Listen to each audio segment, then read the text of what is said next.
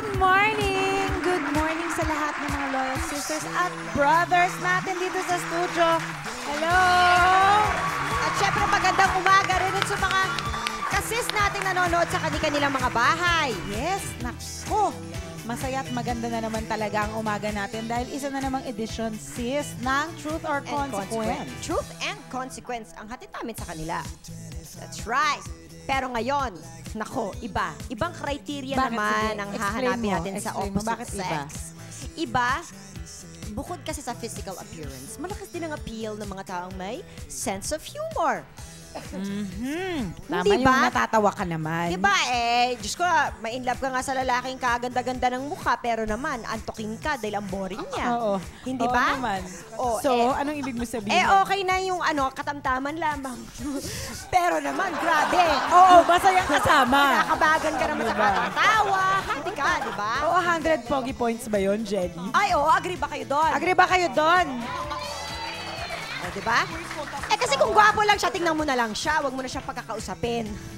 Kasi mainip ka. Mainip ka, Makakatulog makakatulog ka, di ba?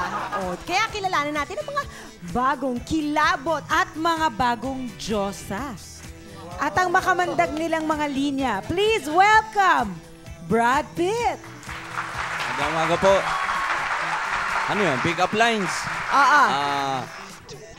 Kung nalilitang ka sa katawan ko, disguise lang yan. Sa bahay, mataba ako.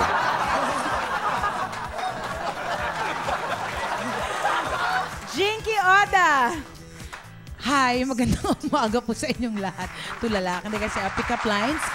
Mangga, mangga, hinog ka na ba? Oo, hinog na ako. Come and get it.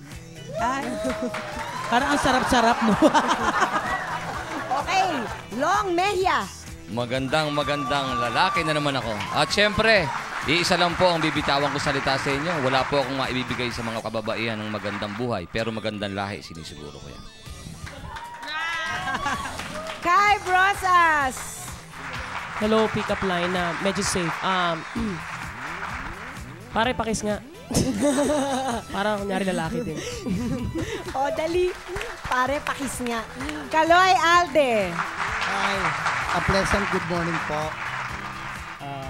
Pick up line. Do you eat dogs?